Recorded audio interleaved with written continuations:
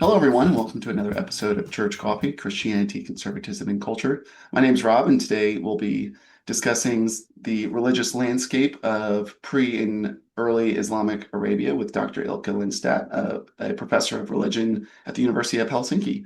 Ilkka, welcome to the program. Thank you very much. Thank you for the invitation, Rob. First and foremost, do you drink coffee or tea? And if so, how do you take it? He says as he takes a sip of his mug. Yeah. You know what? I think Finns. I'm from Finland, and I think Finns are the drink coffee the most in the world. So I'm not sure if that statistics is up to date, but at least at some point that was the case.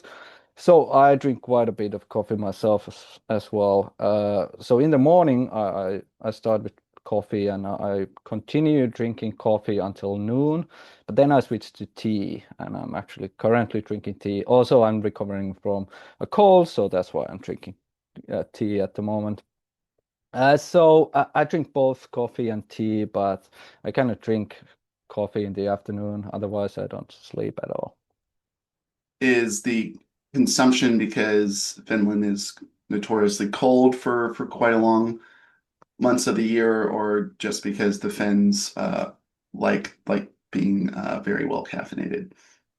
Probably both, I suppose. But yeah, definitely the long cold winter doesn't help. Drew you to the study of Islam? I especially remember reading the Quran for the first time in Finnish translation, of course.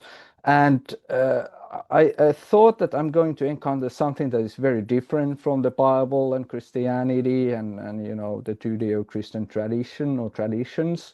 But I was struck by how similar it was in its stories, both similar and different to the Bible. So you have many of the same figures featuring in the Quran as in the Bible. Many of the same stories are told or retold in the Quran. But on the other hand, the style of the Quran is very different to Bible, which contains, well, not exclusively, but contains quite a bit of sort of chronological narrative about various figures, both in the Hebrew Bible and in the New Testament.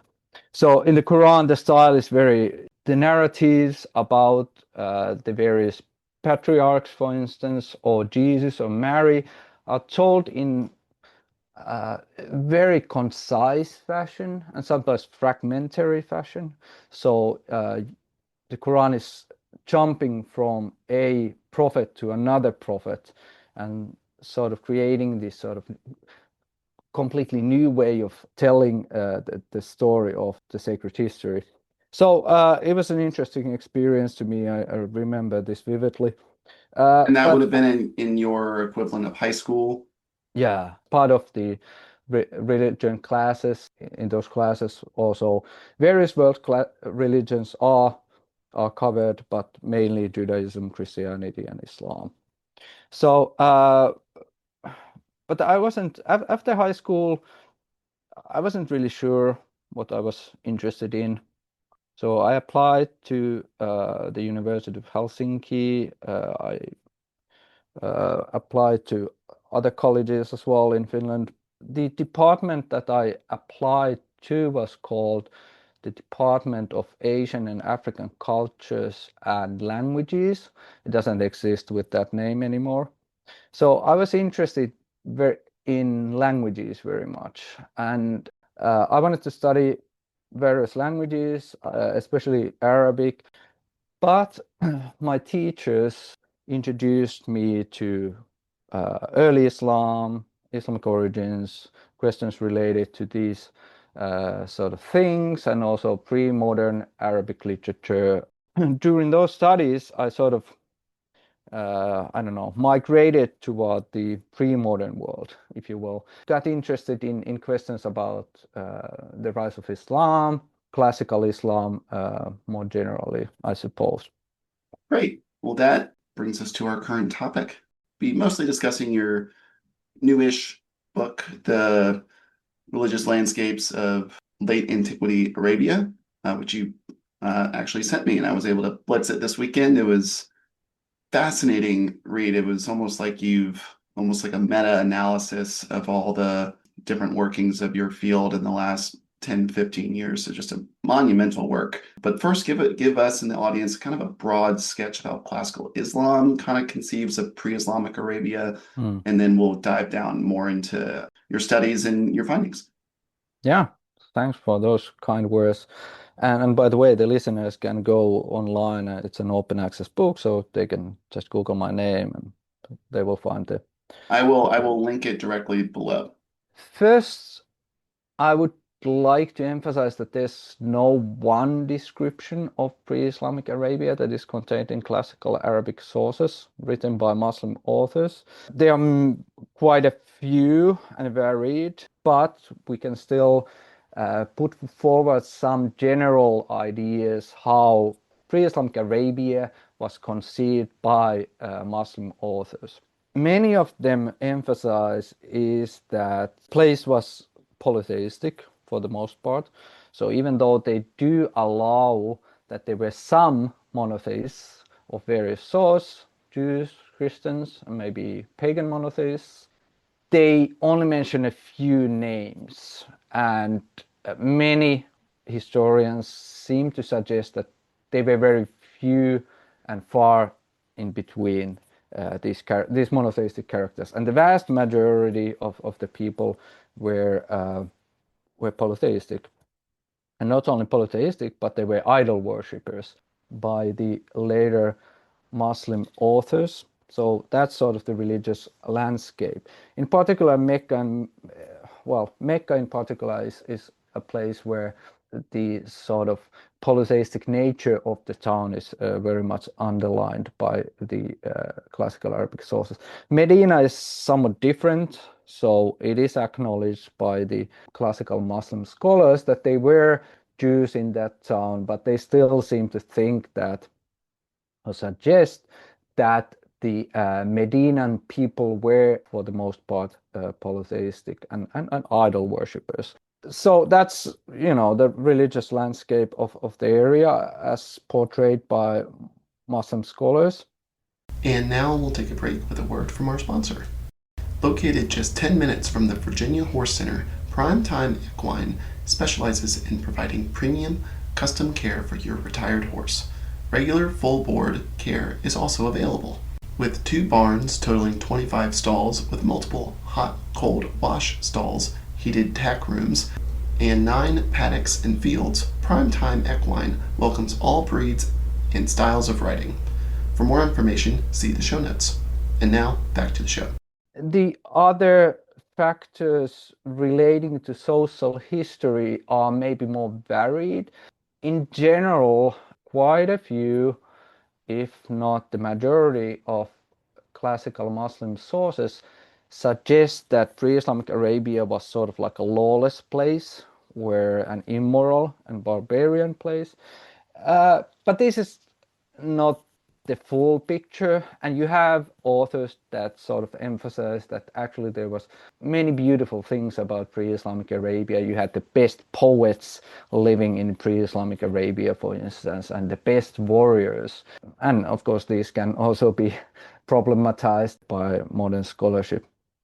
But these are sort of the features that are quite common, as mentioned by classical Muslim scholars. I'm afraid that modern scholars, and even more so popular discourse, overemphasizes, if you will, the bad things about pre-Islamic Arabia. So they take specifically the very negative narratives about pre-Islamic Arabia, which only constitute a part of what classical Muslim scholars thought to have taken place in pre-Islamic Arabia, and they really foreground those narratives that are very negative about pre-Islamic Arabia. One facet that is quite common in pre-modern Arabic literature and very common in popular discourse of today is the idea of female infanticide. It's very unlikely that anything of this sort ever happened. Unfortunately, this myth of female infanticide is one of the pieces of fiction that is very often mentioned in popular discourse, but it's not based on really anything. And now a quick word from our sponsor. Dave and Tucker started D&T Mobile Detailing with one goal: deliver top quality car care you can count on. What began as a summer project has grown into a thriving business, thanks to the support of our amazing clients. They've built D&T on hard work, honest feedback, and serious attention to detail. They bring premium detailing straight to your driveway, convenient, reliable, and always done right. Experience the D&T difference. Book your appointment today. Contact available in the show notes. And now, back to the show. So that's, in a nutshell, gives you the idea what the pre-modern classical Muslim scholars were thinking of pre-Islamic Arabia. They are quite uniform in saying that the place was polytheistic. The other social history stuff and the cultural stuff they had mixed feelings about, and there's quite a bit of variance about them. But certainly there are quite a bit of emphasis on the negative, the supposed negative and lawless and barbarian aspects of pre-Islamic Arabian life. So, what you present a lot of evidence in the book to counter that. What would be a quick survey evidence and material, both enneagraphic, which I know you and several other researchers have really focused on the last few years, but also maybe some literary aspects as well? In my opinion, and in nutshell, we have at least 6 types of sources that we can use and should use and sort of triangulate the issue that we are studying on the basis and in light of these sources. So we have the material record, which includes inscriptions, rock inscriptions in various languages that were produced by people living actually in Arabia in that time and place. Of course, we have also some archaeological remains, but archaeological digs are still sort of, it's a developing field in Arabia. Then we have the Quran, this is second. Then we have some authentic treaties that go back to the Prophet Muhammad, especially the so-called Constitution of Medina. Then we have Arabic poetry. There's quite a bit of Arabic verse that has come down to us. Not all of it is authentic, but some definitely is, both from pre-Islamic poets and early Islamic poets. Then we have Arabic narrative sources. So this set of evidence includes, for instance, biographical works on the Prophet Muhammad. The most famous, perhaps, is by Ibn Hisham, book called Asiratun Nabawiyya, or the biography of the Prophet, and various others. There's really, I would say, hundreds of thousands of pages of text that discusses pre-Islamic Arabia and early Islam, written during the Middle Ages.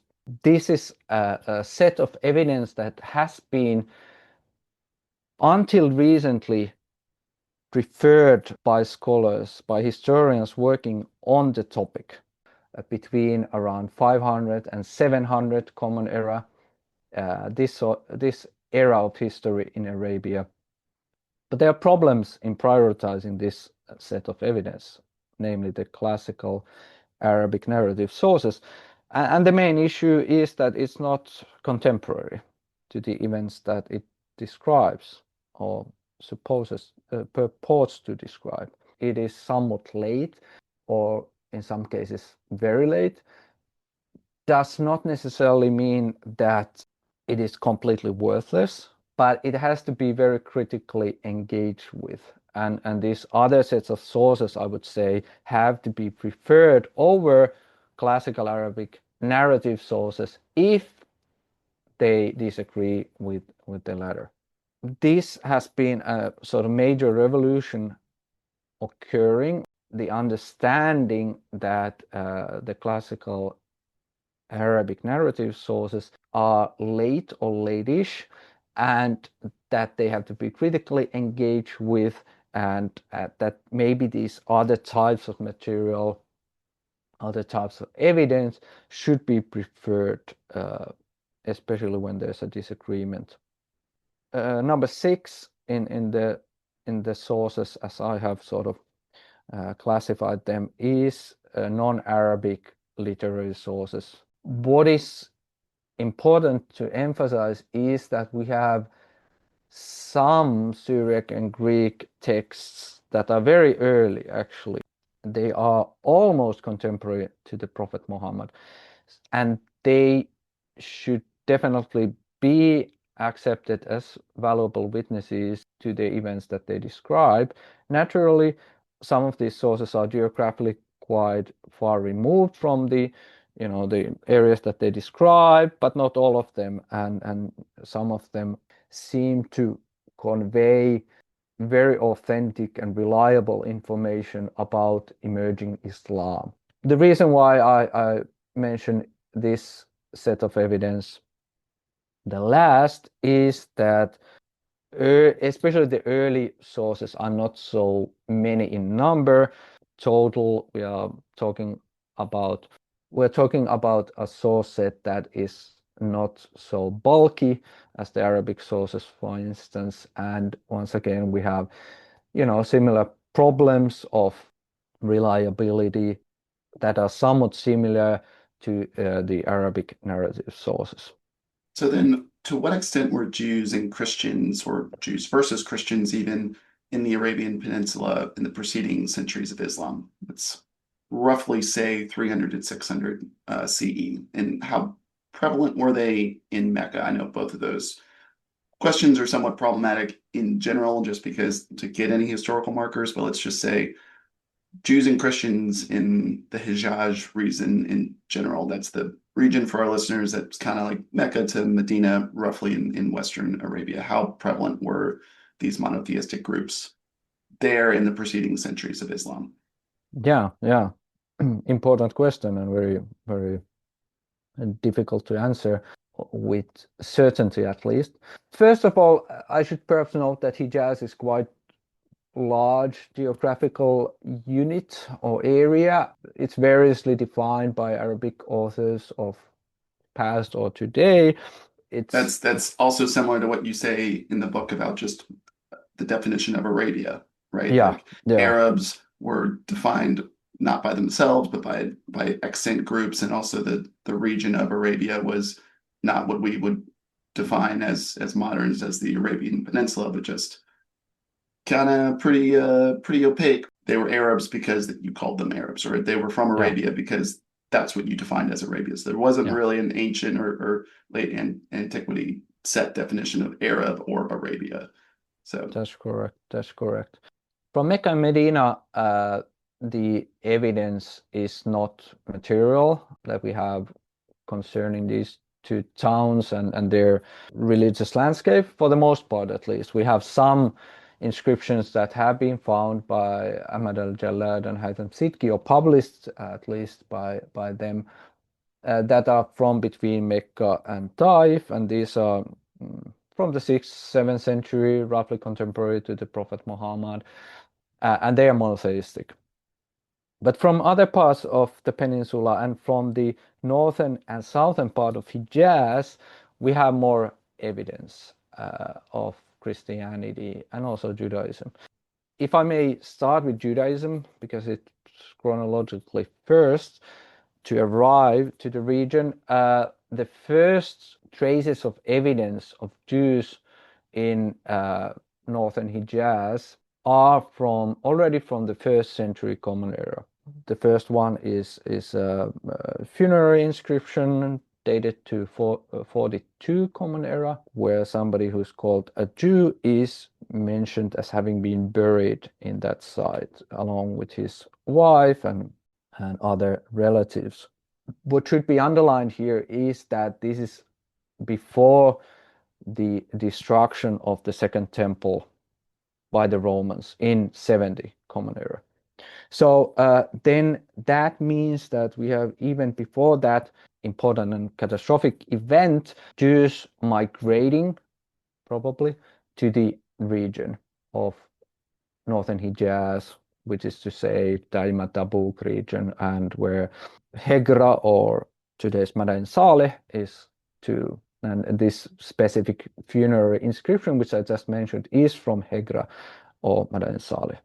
And I want to underline this because there has been a sort of scholarly convention of connecting the arrival of Jews to Arabia to the destruction of the Second Temple by the Romans in 70 Common Era. That's not really the case. It seems that there was a migration of at least some Jews to Arabia before that. But, one can hypothesize that maybe the destruction of the Second Temple made more and more Jews to migrate to the region. Probably we also see some people converting to Judaism in the region, or at least these Jews that migrated there, or whose grandparents migrated there, they were adapting Arabic as their language. We have some evidence of that, once again, written on stone, which is great. One inscription that is dated to 303 Common Era is very interesting because it's a mixture of Aramaic and Arabic, and this is quite common for the Nabatean or late Nabatean inscriptions of that time. They often contain a mixture of Aramaic and Arabic in language. But what is important here is that this person who wrote this, he's called Shulai, son of Aus or Aushu. He says that he wrote the inscription on the day of the feast of the unleavened bread, which is to say Passover. More interestingly even is the fact that the name of the feast is in Arabic in this inscription. To me at least, is very good evidence that there were Arabic-speaking Jews in northern Hijaz 300 years before the life of the Prophet Muhammad. Arabic seems to have been adopted by Arabian Jews quite early on, or alternatively, or maybe in addition, you have the phenomenon of people in Arabia converting to Judaism. And this conversion to Judaism seems to be very well evidenced in the south, that is to say Yemen, where the kingdom of Himyar around latter half of the 4th century becomes monotheistic.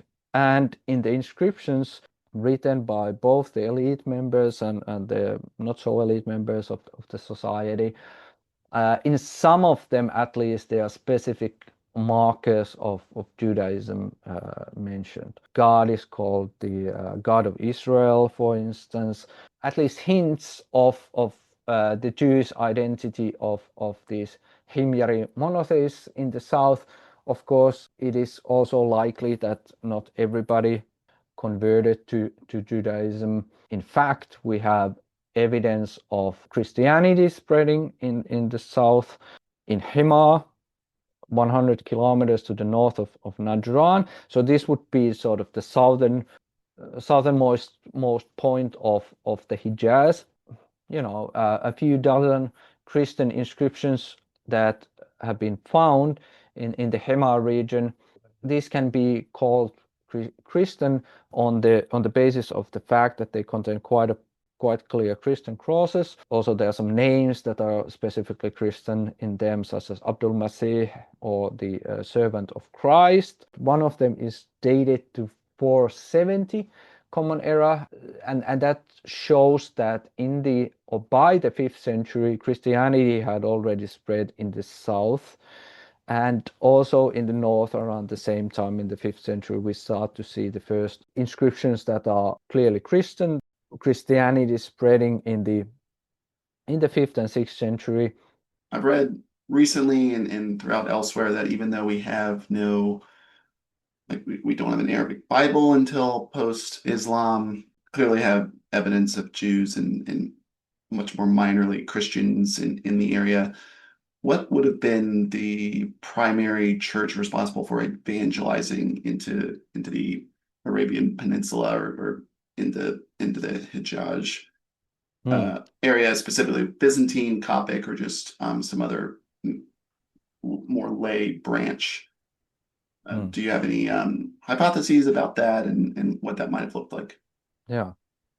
Good question. I mean, and the evidence on this point is really meager. In the eastern parts of the peninsula, we can clearly see, on the basis of literary evidence and also on the basis of some archaeological remains, that the Church of the East, the so-called Nestorian Church, was very much present, did missionary work in the Najran region as well. And that's quite possible. And then, of course, in the northern parts, I suppose it's quite possible, and especially when it comes to the region that is nowadays Syria, Jordan, that Byzantine Christianity would have been drawing converts. That's quite possible and likely. And then also in the south, starting in the 6th century, we probably have, and we definitely have the influence of Ethiopian Christianity there. To what extent was Jesus's divinity debated or somewhat an unsettled matter in Arabia right before Islam? I specifically asked because you made quite a good point in your book, and I think it's pretty analogous even today as a Christian myself, that doctrine of the Trinity is just not well understood to lay Christians. So how much of a maybe unsettled or even uncaring matter was the debate, so to speak, Yeah. among Arabian Christians, if they were there, assuming they were there? Was this a high Christology in the area, low Christology, or just like we follow Christ's example, therefore we're a Christian, or we practice Christianity in some form, therefore we're a Christian? How much of a high, low Christian divinity or Christ divinity? Various churches that I mentioned, they had their own understandings of Christology. And so you had these, official churches debating this matter, also probably in the context of Arabia, even though, of course, these debates are only attested in texts that are written outside of Arabia. And also a pretty high elite Yeah, area in and of itself, because up until what, 150 years ago, most people were illiterate, right? yeah, So it's kind of hard to get a grasp on lay people's expectations of a religion when people over in Turkey and Greece debating high philosophical yeah, debates, and they're like, dude, we're just trying to feed the poor over here. yeah, exactly, exactly. I think that the vast majority of lay Christians probably either did not have a very clear grasp of these Christological doctrines, or did not care much about them, or did not deem that they are central to their faith or practice as Christian. So I think that we should assume quite a lot of diversity also in pre-modern world when it comes to this question. And like you mentioned in the book, I adduce as sort of like modern analog some, surveys from the US and Finland. They still say that they don't really buy into official doctrines of the church that they belong to, as regards Christ's nature. So I Even think we should. even in America, there's a publication called Christianity Today. It's evangelical, very conservative, but Yeah, once a year they publish a survey on the favorite heresies of evangelicals, or very conservative, seemingly much more knowing Christians. And there will be heresies aplenty within the church because either people are just well taught, or they want to kind of pick and choose their own religion, or their own aspects. So exactly. Yeah, exactly. Some of these debates and views are evidence in the Quran as well, and possibly some of these groups existed in Arabia as well. But I would really like to emphasize the individual diversity of these views. One could be a practicing Christian of any of the churches that in the Near East, but still not think too much of the sort of Christological doctrines that were something that they were supposed to ascribe to. There's a particular sect that's gotten traction in both some areas of Christian apologetics to Muslims, but also in just general academia, which I'm going to probably say this they're wrong with the Correllianism or the Correllians, who I think it literally means like cake makers. They think were somewhat in Arabia and would have died out before Muhammad came around, but they saw Mary as an what we think they saw Mary as an equal part of the Trinity. Do we think this is possibly where Muhammad or the Quran gets its conception, if it is a conception of the Trinity that's found in several passages, or is this just Muhammad kind of also just misunderstanding somewhat high church attitudes towards Mary? Yeah, good question. I suppose either of these options can be true. Like I mentioned, I think it's fully possible that there were various Christian groups still in the 6th, 7th century Near East present. But on the other hand, we have very few pieces of evidence of them, in particular in Arabia.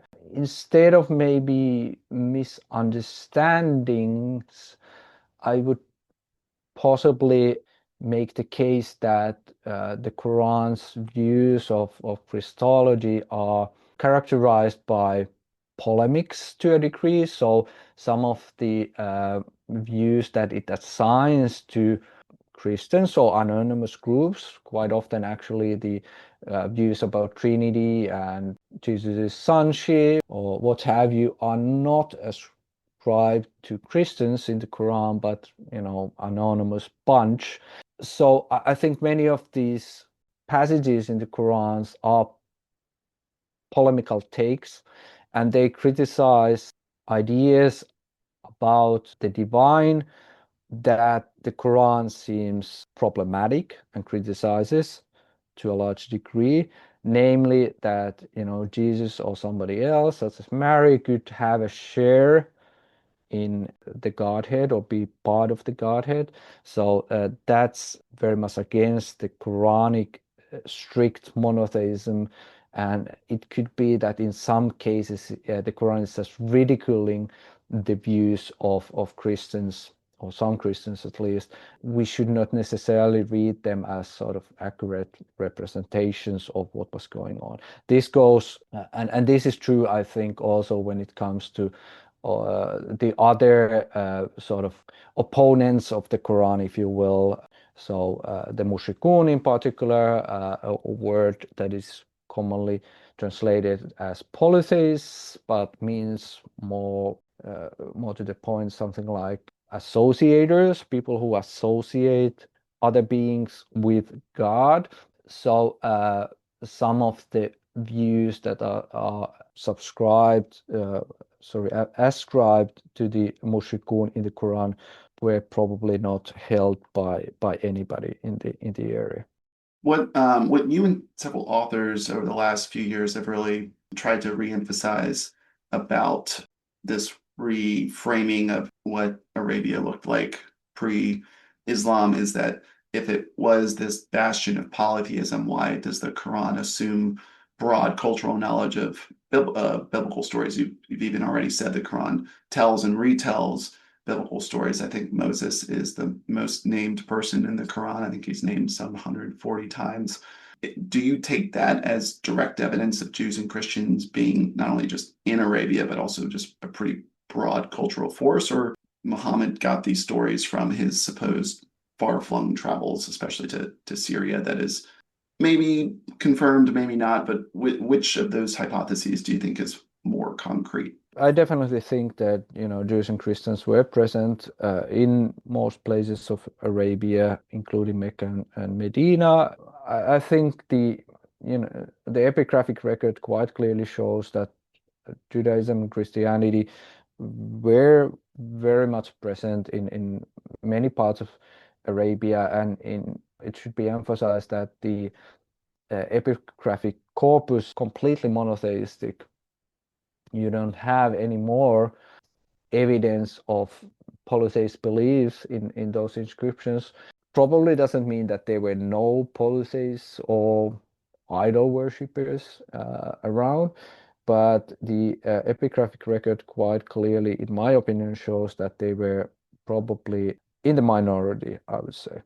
The Quran's engagement with the biblical tradition could be, maybe should be, interpreted in that light, that Jews and Christians were very much present in Mecca and Medina too.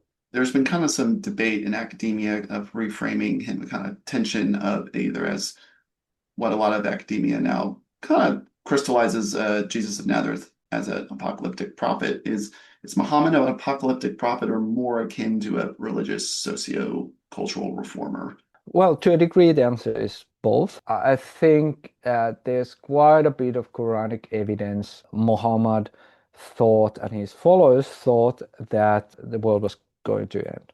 So the Quran is clearly an apocalyptic text. It is among the very first layers of the Quran. The very first layers of the Quran already contain the idea and very much emphasize the idea that the world is going to end. It is somewhat toned down when we come to the Medinan period of the Quran, but there are still Medinan passages that seem to suggest that the end is nigh. It's really happening. Of course, we have sort of similar passages in the Quran as in the New Testament, for instance, where Jesus or Paul says that, we cannot really say exactly when the world is going to end, only God knows that. So we have that similar sort of idea present in the Quran as well. But this doesn't mean that there were no social reforms. There were at least gradual reforms. What I have highlighted before in this podcast, pre-Islamic Arabia was not completely immoral place. Actually, we have evidence of very similar ethical ideas as are contained in the Quran or other early Islamic literature. Ideas that you should care for the next of kin, for the guests, for instance, or for the people that you are protecting, and that you should worship the one God. These are ideas that are quite well evidenced in pre-Islamic poetry, for instance. We also now have some pre-Islamic ethical inscriptions that sort of speak to the same theme, and then they are continued in the Quran. So the Quran doesn't contain or mean clear break to the past. Rather, it continues many of the same ideas that were already present in the Arabian Peninsula. But certainly there is some gradual reform happening in the social sphere. I mentioned infanticide, for instance, and even though the Quran does not, in my view, give clear evidence of female infanticide in particular, or that it was a common occurrence in pre-Islamic Arabia. Infanticide, for instance, is very much censored, prohibited in the Quran. That might be, one of the examples that we can cite as sort of gradual reform that was happening. Also, norms related to, for instance, marriage and divorce, these sort of things, inheritance, for instance, there is this emphasis on women's rights as well, even though it is not an egalitarian text. You conclude your book with describing that Christians and Jews, and we haven't talked much about this, but Gentile monotheists or Gentile, monotheists could join, use that word, versus convert to Muhammad's movement, community, something akin to almost dual citizenship. When do you think that notion started to change in a post-Muhammad Islamic conception and in history? If you look at the contemporary or dated and documentary or material evidence dealing with early Islam or stemming from early Islamic times, the social category of Muslims or their religion Islam is lacking until around the year 700 Common Era, when we see this social category of Muslims or Muslimun arising. Of course, I mean, these words Muslimun or Al-Islam, they appear in the Quran, but I argue that they should be understood in a different way. They simply mean, as is their sort of, basic meaning, or not the basic meaning, but one of the meanings of these words, to understand the word Al-Muslimun as the obedient, meaning people who obey God, the law, and the Prophet Muhammad as well. And the Quran actually is quite clear in this regard, that it doesn't categorize Jews and Christians outside of the category of Muslimun. Actually, especially in the Meccan Quran, there's quite many instances where it is stated that indeed the Jews and Christians, or the people of the book, Ahlul Kitab, as the Quran calls them, are to be treated as part of the God or being people, the Muslimun. And even though al-Muslimun appears in the Quran, it's not the primary designation used for the people that are following the Prophet Muhammad and are believing in his message.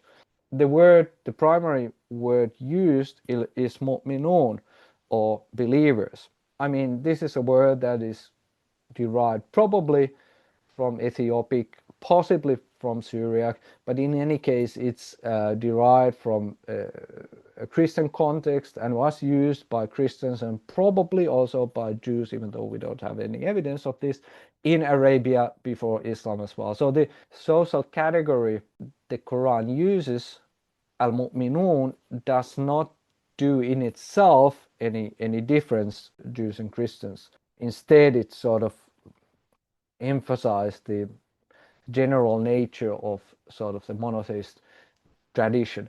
And indeed, there are, even in the Medinan Quran, verses that state that Jews and Christians, some of them, usually say that, the majority of them are not believers, but some of them, a minority among them, are believers.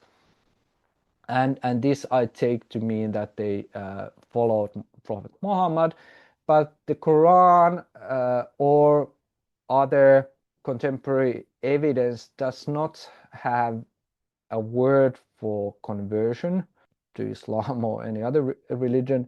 So I foreground this point. I talk about people joining the movement because, in my opinion, it seems to better capture what was happening in early Islamic times. And indeed, there's some evidence in sources written by Jews and Christians that there were these Jews and Christians joining this movement.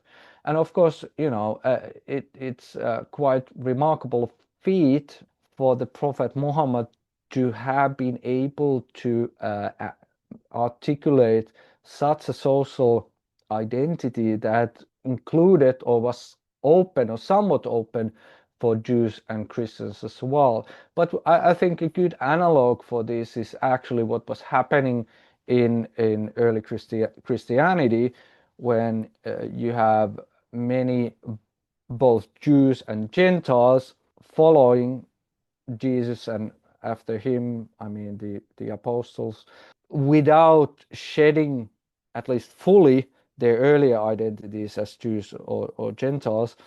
They became Christ believers. They became group members, but they still retained at least some of their earlier identities, and that could be incorporated in the same social group. Of course, in the case of early Islam, it's even more complex, I suppose, because you have both Gentiles as pagans and Jews and Christians. So all these three groups, or people from these three groups, following the Prophet Muhammad. The Quran calls Jews and Christians with the grouped label Ahlul Kitab, the people of the book. And as far as I know, even though it may have some, earlier precedents, this sort of social category, Ahlul Kitab, the people of the book, which included both Jews and Christians and maybe others as well, it did not really exist before the Quran. So that's one of the processes that the Quran is using to try to invite Jews and Christians to believe in the Prophet Muhammad's message and become believers also in the Quran, even though they could still retain their earlier identities as Jews and Christians. The Quran is quite clear that maybe the majority Jews and Christians did not believe in the Prophet Muhammad, but it still acknowledges that some of them did. Thank you for this enlightening, interesting interview. Do you have any upcoming projects you'd like to tell us what you're working on? I mean, I'm continuing, studying the time period 500 to 700 Common Era in Arabia. I have a new book on the Prophet Muhammad that I'm writing. Don't know when it's going to be ready yet, but in contrast to the earlier book, Muhammad and his followers in context, this one would include or will include more substantial engagement with classical Arabic narrative sources, and it would be, or at least I portray it as a sort of new biography of the Prophet Muhammad, a critical one, which really prioritize the material record and the Quran to understand the career and message of the Prophet Muhammad, but also taking into account classical Arabic sources and what they tell about the man and his message and his followers. Ilkka, thank you so much for coming on, and Thank we'll you. see everyone next week on Church Coffee. Thank you.